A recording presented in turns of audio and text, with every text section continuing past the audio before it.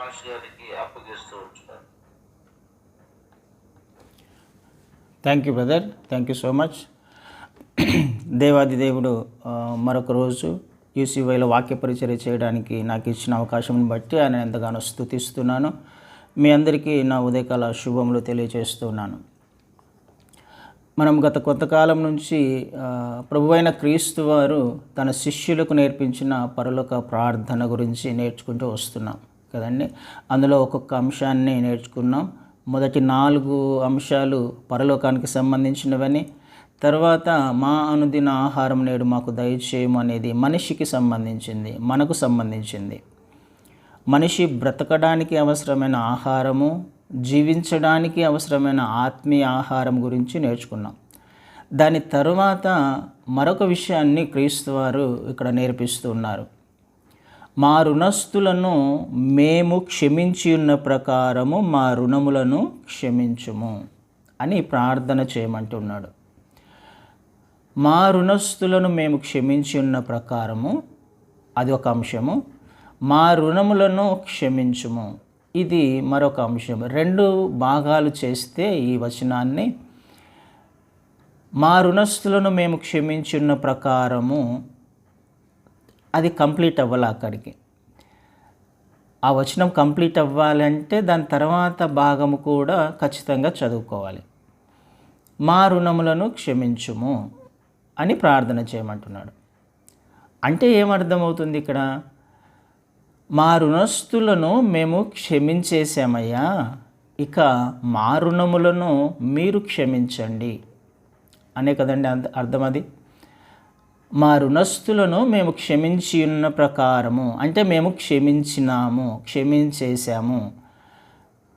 మా రుణస్థులను మేము క్షమించేశాము కాబట్టి ఇక మీరు మమ్మల్ని క్షమించండి అని ప్రార్థన చేయమని నేర్పిస్తున్నాడు. అంటే ఇది మన రుణములు క్షమించబడాలి అనంటే మొదటి భాగము ఫుల్ఫిల్ అవ్వాలి.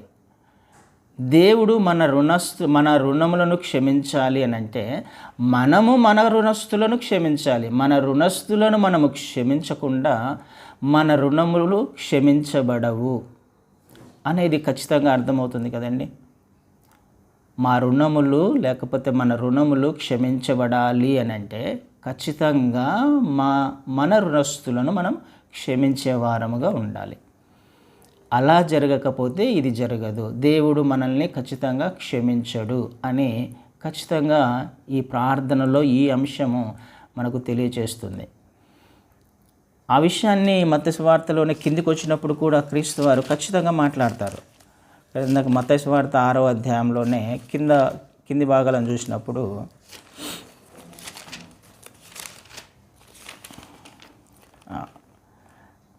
పద్నాలుగవ వచనంలో, మనుష్యుల అపరాధములను మీరు క్షమించిన ఎడల మీ పరలోకపు తండ్రియు మీ అపరాధములను క్షమించును.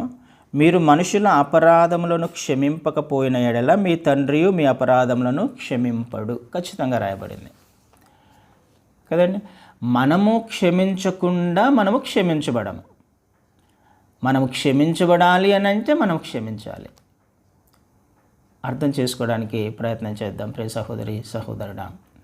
ఇవి 2 అంశాలు ఒకదాని మీద ఒకటి ఆధారపడ్డాయి. మనము క్షమిస్తేనే, మనము క్షమించున్న ప్రకారమే మన పాపాలు కూడా లేకపోతే మన రుణము క్షమించబడుతుంది. అయితే ఇక్కడ రుణము అనే మాట చదువుతున్నాం కదా. రుణము మొదటి భాగం మా రుణస్థులను అని మనం అంటున్నాం, మా రుణములను అని మనం మళ్ళీ ప్రార్థన చేస్తున్నాం. ఈ రుణము అంటే ఏంటి? జనరల్గా రుణము అనగానే మనకు ఒక అర్థం ఏమొస్తుంది? మనకు సహాయం చేశారు ఎవరైనా సహాయం చేసినప్పుడు ఆర్థికంగానే అనుకుందాం. ఒక 10,000 కావాలి, 10,000 ఇచ్చాడు నాకు. నేను ఒకరిని హెల్ప్ అడిగాను, 10,000 నాకు సహాయం చేశాడు. సహాయం చేసిన తర్వాత అది అప్పటికి రుణంగా ఉంటుంది. కానీ నేను తిరిగి చెల్లించేశాను అనుకుందాం.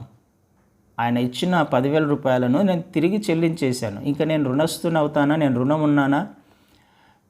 ఖచ్చితంగా రుణం ఉన్నట్టు కాదు. అంటే రుణము అంటే ఏంటి అర్థమవుతుంది? తిరిగి చెల్లించనిది కదండి. తిరిగి చెల్లించని దానినే రుణం అంటారు. ఇంకా అప్పటికి తిరిగి చెల్లించబడాల. నేను 10,000 తీసుకున్నాను అని అంటే ఇంకా ఇవ్వనంత వరకు నేను ఆ వ్యక్తికి నేను రుణం ఉన్నాను, అప్పున్నాను. ఎప్పటి వరకు? తిరిగి చెల్లించనంత వరకు. ఎప్పుడైతే నేను తిరిగి చెల్లించేశానో అప్పుడు నేను రుణం ఉన్నట్టుగా ఆ అప్పు తీర్చేశాను, ఆ రుణాన్ని తీర్చేశాను. ఇక్కడ రాయబడిన మాట మా రుణస్థులను మేము క్షమించున్న ప్రకారము అని అంటే మా వద్ద ఎవరైనా సహాయము పొందిన వాళ్ళు తిరిగి చెల్లించని స్థితిలో ఉన్నప్పటికీ, వారు మమ్మల్ని పట్టించుకోకుండా వారు తిరుగుతున్నప్పటికీ, మమ్మల్ని నిర్లక్ష్యం చేసినప్పటికీ, అలక్ష్యం చేసినప్పటికీ, అంతే కదండి, చెల్లించని దానినే రుణము అని అంటాం. మనం ఎవరికైనా సహాయం చేసినప్పటికి కూడా మనల్ని పట్టించుకోకుండా, లేకపోతే మనకి ఇవ్వవలసిన గౌరవమో లేకపోతే ఇవ్వవలసిన ఆ రెస్పెక్ట్ ఇవ్వకుండా వారు ప్రవర్తించినప్పటికీ అని అర్థం. జనరల్గా మనము సహాయం చేస్తున్నాము అని అంటే, ఎవరికన్నా సహాయం చేస్తున్నాము అని అంటే ఆలోచన చేస్తాం. ఏమని ఆలోచన చేస్తాం? ఈ వ్యక్తి తిరిగి నాకు ఇవ్వగలడా లేదా, ఇవ్వగలిగే స్థాయి లేకపోతే స్తోమత ఉందా లేదా. ఇవ్వగలిగిన స్తోమత ఉన్నప్పుడే సహాయం చేయడానికి ప్రయత్నం చేస్తాం కదండి. ఆ వ్యక్తి నాకు తిరిగి ఇవ్వగలడు అని అనుకున్నప్పుడు సహాయం చేసే ప్రయత్నం చేస్తాం. ఇవ్వలేనప్పుడు మనం ఏవో రీజన్స్ చెప్తాం. నాకు కూడా టైట్గా ఉంది, నా పరిస్థితులు బాగలేవు, ఏదేదో రీజన్స్ చెప్పేస్తాం కదండి. ఒకవేళ అలాంటి వానికి వ్యక్తికి డబ్బులు ఇచ్చిన తర్వాత లేకపోతే సహాయం చేసిన తర్వాత ఆ వ్యక్తి మనకు రెస్పెక్ట్ ఇవ్వాలి అని కూడా ఖచ్చితంగా ఒక మనిషి సహజంగా ఎక్స్పెక్ట్ చేస్తాడు. మనం అప్పిచ్చిన తర్వాత లేకపోతే ఏదో ఒక సహాయం చేసిన తర్వాత ఆ వ్యక్తి మనకు కనిపించినప్పుడల్లా విధేయతతో మాట్లాడాలి, తగ్గించుకొని మాట్లాడాలి అని ఎక్స్పెక్ట్ చేస్తాం సహజంగా. ఎందుకు? మనం ఇప్పుడు ఒక స్థానంలో గొప్పగా ఉన్నాం ఆ వ్యక్తి దృష్టిలో, సహాయం చేశాం కాబట్టి. ఒకవేళ అలా వ్యక్తి ప్రవర్తించకపోతే, మనకు రెస్పెక్ట్ ఇవ్వకపోతే, నిర్లక్ష్యం చేసినా మనసులో అనుకుంటాం వాడు అంతగా అవసరంలో ఉన్నప్పుడు సహాయం చేస్తే ఎలాంటి మాటలు మాట్లాడుతున్నాడు, ఎలా ప్రవర్తిస్తున్నాడో చూడని మన హృదయంలో ఖచ్చితంగా ఒక ఆలోచన వస్తుంది. ఆ వ్యక్తి గురించి మనం తప్పుగా లేకపోతే మన హృదయంలో ఆ వ్యక్తి గురించి దూషణమైన మాటలో లేకపోతే మాట్లాడుకునే అవకాశము ఖచ్చితంగా ఉంది. అలా చేయడము సహజమే కదా, అలా అనుకోవడము నిజమే కదా, అనుకుంటాం కదండి, ఖచ్చితంగా అనుకుంటాం. ఎగ్జాక్ట్గా అలాగే ఒకవేళ మా రుణములను క్షమించుము అని మనం ప్రార్థన చేస్తున్నాం అంటే ఏమని అర్థమవుతుంది? ఇక్కడ మేము కూడా నీకు రుణస్థులమయ్యా అనే మాట ఖచ్చితంగా అర్థమవుతుంది కదా. మా రుణములను క్షమించుము అని అంటే మనము కూడా దేవునికి ఏదో రుణం ఉన్నామని ఖచ్చితంగా అర్థమవుతుంది. మన వద్ద రుణం తీసుకున్న వాళ్ళ వద్ద మనం రెస్పెక్ట్ ఎక్స్పెక్ట్ చేస్తున్నప్పుడు, మనం చెప్పిన మాటలు వినాలని, మనకు విధేయత చూపించాలని ఒక మనిషి ఆలోచన చేస్తున్నప్పుడు మనము కూడా ఇక్కడ ఒక రుణం ఉన్నాం దేవునికి. ఆ రుణం ఉన్నప్పుడు దేవుడు కూడా మన నుంచి ఏదో ఎక్స్పెక్ట్ చేస్తున్నాడు కదా. ఏం ఎక్స్పెక్ట్ చేస్తున్నాడు? వ్యక్తి నుంచి మనం ఏదైతే ఎక్స్పెక్ట్ చేస్తున్నామో, మనం సహాయం చేసిన వ్యక్తి నుంచి మనం ఏదైతే ఎక్స్పెక్ట్ చేస్తున్నామో, ఎగ్జాక్ట్గా మనల్ నుంచి కూడా దేవుడు అదే ఎక్స్పెక్ట్ చేస్తున్నాడు. దేవునికి విధేయత కలిగి దేవుడు చెప్పిన మాట వినాలని ఆయన ఎక్స్పెక్ట్ చేస్తున్నాడు మన నుంచి. అంతే కదండి. మనం ఎక్స్పెక్ట్ చేస్తాంగా, డబ్బులు ఇచ్చిన తర్వాత, సహాయం చేసిన తర్వాత తగ్గించుకోవాలా అన్నప్పుడు, అది నిజమైనప్పుడు, అలా ఉండాలి అన్నది మనిషి స్వభావం అయినప్పుడు, అది తప్పు కాదు అన్నది మనిషి స్వభావం అయినప్పుడు, ఇక్కడ కూడా దేవునికి మనము కూడా రుణం ఉన్నాము, రుణస్థులముగా ఉన్నాము అని వచనము స్పష్టంగా మాట్లాడుతుంది. అలాంటప్పుడు దేవుడు కూడా మన నుంచి విధేయతను ఎక్స్పెక్ట్ చేయడంలో తప్పేమైనా ఉందా? ఖచ్చితంగా లేదు. ఖచ్చితంగా ఆయన మన నుంచి ఏదో ఎక్స్పెక్ట్ చేస్తున్నాడు. అది తర్వాత నేర్చుకుందాం. అయితే ఇక్కడ మనకు అర్థం అవ్వాల్సింది ఏంటి? మనము దేవునికి ఏదో రుణం ఉన్నాము. అప్పున్నాము కదండి. మా రుణములను క్షమించుము అంటున్నామంటే మనము రుణం ఉన్నాము ఆయనకి అనేది అర్థమవుతుంది ఖచ్చితంగా. అయితే ఏం రుణం ఉన్నాము ఆయనకి మనము? ఆయన దేవుడు కదా, తండ్రి కదా. తండ్రికి ఎవరైనా కుమారులు రుణస్థులు అవుతారా? రుణం ఉంటారా? కదండి. మనిషిని సృష్టించిన వాడు ఆయనే. ఆయన స్వరూపంలో, ఆయన పోలికలో, ఆయన చిత్త ప్రకారం మనల్ని చేసుకున్నాడు. అలాంటప్పుడు మనం రుణం ఉండడం ఏంటి ఆయనకి అనేది మనకు ఒకసారి ఆలోచన రావాలి. ఇందాక చదవబడిన వాక్య భాగంలో కొలస్సీలకు రాసిన పత్రిక 2వ అధ్యాయంలో ఇక్కడ అపరాధముల వలనను శరీరమందు సున్నతి పొందకయుండుట వలనను మీరు మృతులై ఉండగా, అపరాధముల వలన మీరు మృతులై ఉండగా, సున్నతి పొందకయుండుట వలన మీరు మృతులై ఉండగా కదండి. అంటే మృతులై ఉన్న పరిస్థితి ఏదో మనకుంది. అపరాధముల చేత మృతమైన మరణకరమైన స్థితిలో, చచ్చిన స్థితులలో మనిషి ఉండే సందర్భములో, ఆ సమయంలో ఏం జరిగిందంట? దేవుడు వ్రాతరూపకమైన ఆజ్ఞల వలన మన మీద రుణముగాను మనకు విరోధముగాను నుండిన పత్రము, మన మీద ఒక పత్రం ఉంది, ఒక అగ్రిమెంట్ ఏదో రాయబడింది అక్కడ. అది కూడా మనం రుణం ఉన్నాము అనే విషయం రాయబడింది. ఒక పత్రం మీద మనం ఎవరికో అప్పు ఉన్నాము అని రాయబడింది అక్కడ. అయితే ఎవరికి ఉన్నాము మనం? ఎవరికి రుణస్థులము? వ్రాతరూపకమైన ఆజ్ఞల వలన మన మీద రుణముగాను, ఆజ్ఞల వలన మన మీద రుణముగాను అంటే ఆజ్ఞల వలన మన మీద రుణముగాను అంటే మనం చూస్తే ఆజ్ఞ అతిక్రమమే పాపము అని మనకు తెలుసు. దేవుడు ఒక ఆజ్ఞనిచ్చాడు, ఈ పండు తినకు అని. పండు తిన్నాడు, ఆజ్ఞను అతిక్రమించాడు, పాపం చేశాడు. అంటే విరోధముగా దేవునికి విరోధముగా పాపం చేశాడు మనిషి. దేవుని చిత్తములో నడవట్లేదు, దేవుని కొరకు జీవించట్లేదు, దేవుని ఉద్దేశాలు తెలుసుకోవట్లేదు, ప్రణాళిక తెలుసుకోవట్లేదు, ఆయనకు వ్యతిరేకంగా జీవిస్తూ తిరుగుబాటు చేసే ప్రయత్నం చేస్తున్నాడు.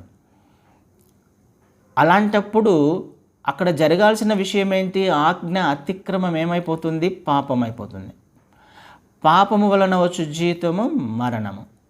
అంటే ఇక్కడ మనిషి తనంతకు తానుగా దేవుని అధికారము నుంచి, దేవుని చిత్తములో నుంచి బయటికి వచ్చి అపవాది చిత్తములోకి, అపవాది అధికారంలోకి వెళ్ళిపోయాడు. యాక్చువల్గా దేవుడు మనిషిని సృష్టించినప్పుడు ఏ రుణం లేదు.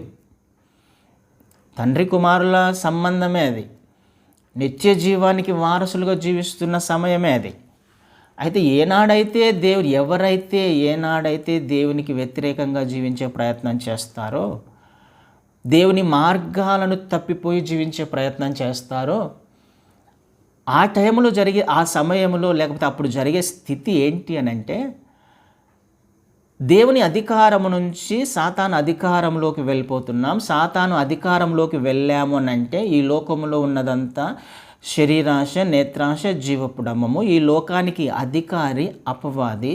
ఈ లోకంలో ఉన్నదంతా సాతానుది అని మనం 1 యోహానులో చూస్తాం. ఇది దేవుని నుండి వచ్చింది కాదు, అపవాది నుంచి వచ్చింది. అంటే ఈ లోకంలో ఉన్న వాటిని నేను ఆశిస్తున్నాను, నేను కోరుకుంటున్నాను, నేను అనుభవిస్తున్నాను అని అంటే సాతానుకు సంబంధించిన ప్రాపర్టీని నేను అనుభవిస్తున్నాను అని అర్థం.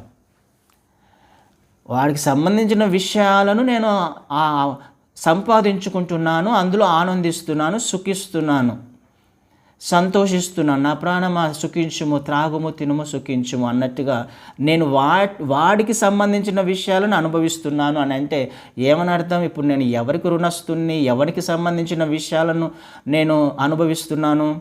సాతాను ప్రాపర్టీ. అంటే నేను వాడికి ఇప్పుడు ఏమున్నాను? రుణం ఉన్నాను. వాడికి సాతానికి మనిషి రుణస్థుడిగా మారిపోయాడు.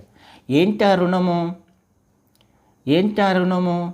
పాపము వలన వచ్చు జీతము మరణము. అంటే మనము సాతానికి మరణాన్ని రుణముగా ఉన్నాం. మన ప్రాణము వాడికి ఇవ్వడానికి మన ప్రాణము మనం చనిపోయిన తర్వాత నరకానికి తీసుకువెళ్ళే అధికారం వాడికి ఉంది. చంపే అధికారం లేదు, కానీ చనిపోయిన తర్వాత నరకానికి లాక్కెళ్ళే అధికారం వాడికి ఉంది కదండి. హెబ్రీలకు రాసిన పత్రికలో అదే మాట ఉంటుంది. హెబ్రీలకు రాసిన పత్రిక 2వ అధ్యాయంలో 14వ వచనం, కాబట్టి ఆ పిల్లలు రక్తమాంసములు గలవారైనందున ఆ ప్రకారమే మరణము యొక్క బలము గలవానిని అనగా అపవాదిని మరణము ద్వారా నశింపచేయుటకును జీవితకాలమంతయు మరణ భయము చేత దాస్యమునకు లోబడిన వారిని విడిపించుటకును ఆయన కూడా రక్తమాంసములలో పాలివాడాయను. క్రీస్తువారు రక్తమాంసములలో పాలివాడయ్యాడు. ఎందుకు అంటే మరణ భయము చేత దాస్యములో జీవితకాలం అంతా భయపడుతూ జీవిస్తున్న మనిషిని విడిపించడానికి, ఆ రుణము నుండి విడిపించడానికి ఆయన వచ్చాడు కదండి. అపవాదిని మరణము ద్వారా నశింపచేయుటకు అంటే మనకు మరణము వాడి ద్వారానే ఉంది. వాడికి అధికారం ఉంది మనల్ని లాక్కెళ్ళడానికి. అయితే ఈ అధికారములో నుంచి మనల్ని తీయడానికి, మనల్ని అందులో నుంచి విమోచించడానికి, మనం దాస్యమునకు లోనైపోయాము, నశించిపోయే అవకాశం ఉంది. ఇందాక కొలసీలకు రాసిన పత్రికలో కూడా అదే చూసాం. అపరాధముల చేత మనము చచ్చిన స్థితిలో ఉన్నాము అన్నట్టుగా రాయబడింది కదండి. అపరాధముల వలన దాస్యములో ఉన్నాము, వానికి రుణస్థులుగా అయిపోయాము మనము. ఎప్పుడు ఆదాము చేసిన పని ద్వారా అదే పాపము మనకు సంక్రమించింది. కాబట్టి ఇప్పుడు మనము కూడా అపవాదికి రుణస్థులముగా, మన ప్రాణము రుణముగా ఉంది ఇప్పుడు వాడి దగ్గర కదా. మన ప్రాణము రుణముగా ఉంది, మనల్ని నరకానికి తీసుకువెళ్ళే అవకాశం ఉంది క్రీస్తు వారు చనిపోనంత వరకు. తర్వాత ఏం రాయబడింది ఇక్కడ కొలస్సీలకు రాసిన పత్రిక 15వ వచనంలో, వ్రాత రూపకమైన ఆజ్ఞ వలన, అంటే అది ఒక దేవుని ఆజ్ఞ కదా, దేవుడు ఆజ్ఞాపించాడు, ఆయన ఆజ్ఞకు వ్యతిరేకంగా జీవించాము, ఇప్పుడు అధికారము సాతాను కిందికి వెళ్ళిపోయాం మనం. అంటే వాడికి అధికారం ఉంది అని. వ్రాత రూపకమైన ఆజ్ఞ వలన మన మీద రుణముగాను మనకు విరోధముగాను నుండిన పత్రమును మేకులతో సిలువకు కొట్టి, ఇప్పుడు ఆ పత్రాన్ని ఏం చేస్తున్నాడు ఆయన? క్రీస్తు వారు సిలువ మీద చేసిన ఈ కార్యం ఏంటి వల్ల అంటే ఏం జరిగింది సిలువ మీద అంటే ఈ రుణపత్రము చింపివేయబడింది. వ్రాతరూపకమైన ఆ రుణమును కొట్టివేశాడు తన రక్తము ద్వారా కదండి. ఇక్కడ మత్తయి సువార్తలోనే 20వ అధ్యాయంలో ఒక మాట ఉంటుంది. 20వ అధ్యాయము 28వ వచనంలో, అలాగే మనుష్య కుమారుడు పరిచారము చేయించుకున్నటకు రాలేదు, కానీ పరిచారము చేయుటకును అనేకులకు ప్రతిగా విమోచన క్రయధనముగా తన ప్రాణమునిచ్చుటకును వచ్చెనని చెప్పాను. అనేకులకు ప్రతిగా విమోచన క్రయధనముగా, విమోచన క్రయధనముగా. క్రయధనము అంటే ఏంటి అర్థం? క్రయ విక్రయాలు అంటుంటాం కదా. విక్రయము అని అంటే విక్రయం చేస్తుంటాం, క్రయ విక్రయాలు. విక్రయం చేయడం అని అంటే అమ్మడం కదా. క్రయము అని అంటే కొనడం. క్రయధనముగా అంటే ఏంటి అర్థము? కొన్నాడు. అపవాది అధికారం కింద ఉన్న మనిషి ప్రాణమును, నరకానికి వెళ్ళవలసిన మనిషి జీవితం లేకపోతే మనిషి ప్రాణమును, మనిషి యొక్క ఆత్మను ఆయన ఏం చేశాడు? చెల్లించాడు క్రయధనముగా. ఆయన చెల్లించి, తన ప్రాణాన్ని చెల్లించి మనల్ని వాడి నుంచి విమోచించాడు. తన ప్రాణమును మన అధికారంలో నుంచి మనల్ని విమోచించాడు కదండి. అందుకనే 1 కొరింథీయులకు రాసిన పత్రిక మనకి 6వ అధ్యాయంలో 20వ వచనంలో చూస్తాం. 6 చివరి భాగంలో అక్కడ మీరు మీ సొత్తు కాదు అని అంటాడు. విలువ పెట్టి కొనబడిన వారు అని రాయబడింది అక్కడ. మీ సొత్తు కాదు, మీరు కొనబడిన వారు. క్రయధనముగా ఆయన తన ప్రాణాన్ని చెల్లించి మనల్ని కొన్నాడు. ఇప్పుడు మనం ఎవరి సొత్తు అయిపోయాము? దేవుని క్రీస్తు వారి సొత్తుగా మార్చబడ్డాం కదండి. మనము అపవాదికి రుణస్థులముగా ఉన్నాం. ఇంతకుముందు రుణపత్రం రాయబడింది, ఆజ్ఞను అతిక్రమించాము కాబట్టి మన ప్రాణము లేకపోతే నరకానికి వెళ్ళే అవకాశం ఉంది. పాపము వలన వచ్చు జీతము నరకము కాబట్టి నరకానికి అధికారి వాడు కాబట్టి వాడి అధికారములో నుంచి క్రీస్తు వారు తన ప్రాణాన్నిచ్చి శరీరంలో పాలిభాగస్తుడై శరీరధారిగా ఈ లోకంలోనికి వచ్చి ఆయన శిలువ మరణం పొంది శిలువ మీద జరిగిన కార్యం ఏంటి అని అంటే ఆ రుణపత్రాన్ని, వాడి పేరు మీద ఉన్న రుణపత్రాన్ని, మన ప్రాణాన్ని ఆయన వాడి అధికారంలో నుంచి విమోచించాడు, విడిపించాడు. ఇప్పుడు మనం ఎవరికి రుణస్థులం అయిపోయాము? ఇంకా క్రీస్తు వారికి రుణస్థులముగా అయిపోయాం. అంతే కదండి. మనం ఇప్పుడు కొనబడ్డ వాళ్ళం. క్రీస్తు వారు మనల్ని కొన్నాడు. ఇక ఆయన అధికారం కిందికి వచ్చాం. అంతేగాని ఇప్పుడు మనకు ఆయన సహాయం చేశాడా లేదా? ఆయన ప్రాణాన్నిచ్చి మనల్ని కొన్నాడు. మరి సహాయం చేసినప్పుడు మనం ఏమైపోతాం? అప్పుడు ఆయనకు రుణస్థులమేగా. ఆయనకు మనం రుణస్థులమే. తన ప్రాణాన్నిచ్చాడు మన కొరకు. ఈ విషయము మనకు అర్థమవుతే మనం చేయాల్సిన పని ఏంటి? మనము మన సొత్తు కాదు, మన జీవితము మనది కాదు, మీరు మీ సొత్తు కాదు అని స్పష్టంగా రాయబడింది. మన జీవితము మనది కాదండి. మనము బ్రతికున్నాము అని అంటే, పరలోక రాజ్యానికి వారసులము అయ్యాము అని అంటే ఆయన ఉచితమైన కృప వలన సాతాను అధికారము నుంచి, మరణ భయము నుంచి మనం విడిపించబడి పరలోక రాజ్యానికి వెలుగులోకి వచ్చాం. చీకటిలో నుంచి వెలుగులోకి వచ్చాం. మనల్ని ఆయన కొన్నాడు. ఇప్పుడు మనం రుణస్థులం అయిపోయాం దేవునికి, క్రీస్తు వారికి. మరి ఆయన మన నుంచి ఎక్స్పెక్ట్ చేయొద్దా? ఏం ఎక్స్పెక్ట్ చేయాలి? విధేయత చూపించాలని ఎక్స్పెక్ట్ చేయొద్దా? ఖచ్చితంగా ఎక్స్పెక్ట్ చేస్తాడు కదండి. విధేయత చూపించవలసిన బాధ్యత మనకు లేదంటారా? మనము దాసులమేగా. ఇక ఆయన మనల్ని కొన్నాడు, కానీ ఆయన దాసుడిగా చూడాలని ఆయన ఇష్టపడట్లా. ఆయనను అంగీకరించిన ప్రతి వారు కూడా కుమారులుగా, కుమార్తెలుగానే ఆయన చూడడానికి ఇష్టపడుతున్నాడు. అయితే కుమారులముగా, కుమార్తెలముగా ఉన్న మనము ఏం చేయాలి? ఆయన నామానికి అవమానకరంగా జీవించాలా? ఆయనకు మహిమ తెచ్చే విధంగా జీవించాలా? అంత గొప్ప కార్యం చేసినప్పుడు, ఈ లోక అధికారి కింద మనం చచ్చిన స్థితిలో ఉన్నప్పుడు, మన మనోనేత్రాలు మూసుకుపోయి గ్రుడ్డితనము కలగ చేయబడి లోక ఆశల వైపు పరిగెడుతూ ఉన్నప్పుడు, దేవుని పట్టించుకోకపోయినా, ఆయన ఆజ్ఞలను వినకపోయినా, ఎంతగా అవమానించినా, అవమానకరంగా జీవించినా, ఆయన మాత్రము మనల్ని ఏదో ఒక రోజు వస్తాడు, ఏదో ఒక రోజు వస్తాడు, ఏదో ఒక రోజు మారుతాడు అని ఆశగా ఎదురు చూస్తూ ఉన్నాడండి. ఆయన మనల్ని కొన్నప్పటికీ కూడా మన మీద అధికారం చెలాయించాలని, నువ్వు ఇది చేయి, లేకపోతే నేను ఇది చేస్తాను, శిక్షిస్తాను, లేకపోతే తిరిగి మరణానికి అప్పచెప్తాను, సాతానికి అప్పచెప్తాను అని చెప్పట్లేదండి. శిలువ మరణం ద్వారా మనం కొనబడిన వారము. మన జీవితాలు మనవి కాదు. మనము దాసులముగానే ఉండడానికి ప్రయత్నం చేయాలి.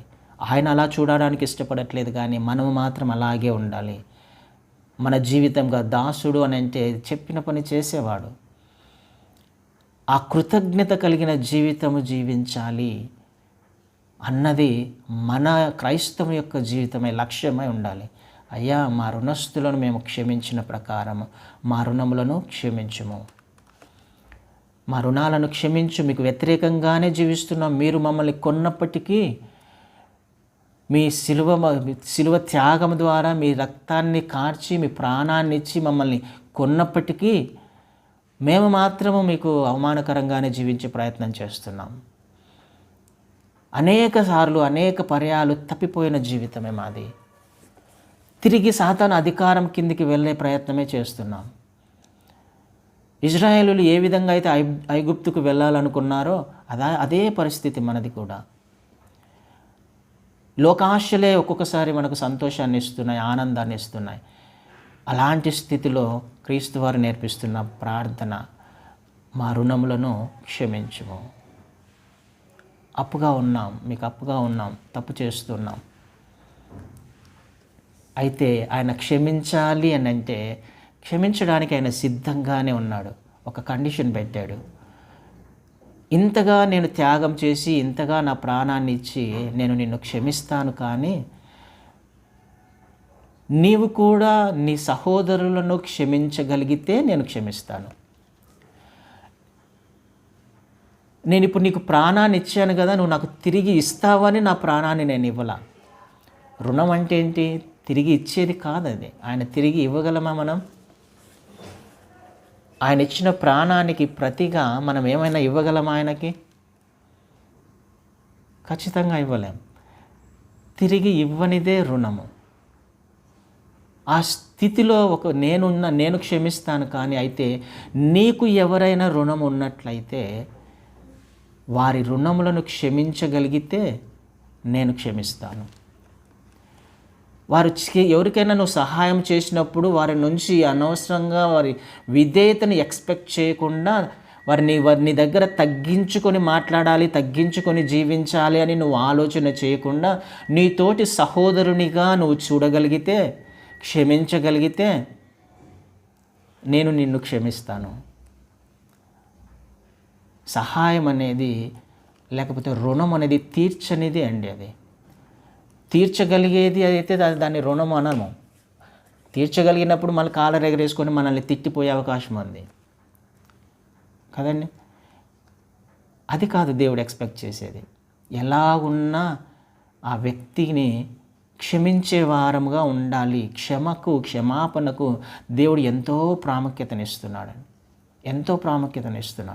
చాలా ఇంపార్టెంట్ దేవుని దృష్టిలో క్షమాపణ అనేది. అందుకని 5వ అధ్యాయంలో మనం ఇంతకుముందు ఒకసారి నేర్చుకున్నాం. నువ్వు బలి అర్పించడానికి వెళ్ళినప్పుడు నీ మీద నీ సహోదరునికి అని రాయబడింది. నీకు నీ సహోదరుని మీద అని రాయవల్ల.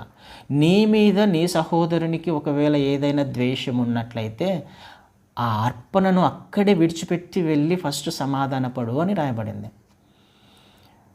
మన మీద మన సహోదరునికి కోపము, ద్వేషము ఉన్నప్పటికీ, తప్పు నేను చేయకున్నా ఎదుటి వ్యక్తి నా మీద కోపాన్ని పెంచుకున్నప్పటికీ, బలి అర్పించడానికి వెళ్ళినప్పుడు లేకపోతే ప్రార్థన చేయడానికి వెళ్ళినప్పుడు ఆ విషయం గుర్తుకొస్తే నేను చేయాల్సిన పని ఏంటి? మొట్టమొదటగా వెళ్ళి ఆ వ్యక్తితో సమాధాన పడాలి, క్షమించాలి. క్షమాపణకు దేవుని దృష్టిలో చాలా చాలా చాలా చాలా ఉన్నతమైన స్థానం ఉంది. ప్రార్థన కంటే కూడా క్షమాపణకు ఆయన విలువిస్తాడు. ఆయన క్షమించాడు కాబట్టి మన అపరాధములను క్షమించాడు, మన పాపములను క్షమించాడు, మన దోషములను క్షమించాడు. ఎన్నో రకాలుగా ఆయనను అవమానించినప్పటికీ మనల్ని క్షమించాడు. ఆయన ప్రాణాన్ని ఇచ్చినా, ఆయన రక్తాన్ని మనము తొక్కుతూ ఉన్నాము అయినప్పటికీ క్షమించాడు. అన్యుల మధ్య అవమానకరంగా జీవిస్తున్నా ఆయన క్షమించాడు. ఆయన క్షమించాడు కాబట్టి ఆయన కుమార్తెలు కూడా అలా ఉండాలి అనేది ఆయన అలా ఉండాలి, ఆ లక్షణాలను పోలి ఉండాలనేది ఆయన కోరుకుంటున్నాడు. అయితే మనం క్షమిస్తున్నామా లేదా మన సహోదరులను? మనము సహాయం చేసిన వారిని మనము సహాయం చేశాము, కానీ వారిని మనం క్షమించాలి. తీర్చబడినది ఏదైనా ఉన్నట్లయితే వారి మీద కోపం పెంచుకోకుండా, ద్వేషం పెంచుకోకుండా, వారు మనకు విధేయత చూపించకపోయినా, అలక్ష్యముగా ఉన్నా, ఎందుకు మనం ఉన్నాం కాబట్టి క్రీస్తు వారికి, మనం ఏ విధంగా అయితే క్రీస్తు వారికి ఉన్నామో ఆ విధంగా మనకు ఎవరైనా ఉన్నట్లయితే మనం క్షమించాలి. అప్పుడు మాత్రమే మనము కూడా క్షమించబడతాం. ఈ విషయాన్ని ప్రార్థన చేయండి అని క్రీస్తు వారు తన శిష్యులకు నేర్పిస్తున్నాడండి. మరి ఎలాంటి స్థితిలో ఉన్నాము మనం అనేది ఒక్కసారి మనల్ని మనం జ్ఞాపకం చేసుకోవాలి, పరీక్షించుకోవాలి. మన సహోదరులను క్షమించగలుగుతున్నామా? మన సహోదరీలను క్షమించగలుగుతున్నామా? మన రుణస్థులను క్షమించగలుగుతున్నామా? మనకు వ్యతిరేకంగా చేసిన ఆలోచనలు ఎవరైనా కావచ్చు, వాళ్ళు బంధువులు, స్నేహితులు, ఎంత సొంత వారైనా కావచ్చు. ఒకవేళ వాళ్ళు మనకు వ్యతిరేకంగా ఏది చేసినా క్షమించగలిగే వారముగా ఉండాలి అన్నది దేవుని ఉద్దేశం. ఎందుకు? మనం క్షమించబడాలి కాబట్టి. లేకపోతే మనం ఖచ్చితంగా క్షమించబడము. మనం క్షమించబడినప్పుడు పరలోక రాజ్యానికి వారసులుగా ఏ విధంగా అవుతాం? పరలోకం ఏ విధంగా చేరుకోగలుగుతాం? దేవుడే క్షమించినప్పుడు మనల్ని పరలోక రాజ్యానికి మనం వెళ్ళగలమా? ఖచ్చితంగా వెళ్ళలేం. అలాంటప్పుడు చేయాల్సిన పని ప్రతి ఒక్కరిని క్షమించే వారముగా మనం ఉండాలి. ప్రతి ఒక్కరితో సమాధాన పడే వారముగా మనం ఉండాలి. మన హృదయములో ఎలాంటి ద్వేషము, కోపము ఉంచుకోకూడదు అనేది దేవుని ఉద్దేశం. అలా పెట్టుకొని లోపల పెట్టుకొని బయట క్షమించాను అని అంటే అది సరైనదేనా? దేవుడికి తెలీదా? అందుకని ఈ ప్రార్థన నేర్పిస్తున్నాడు.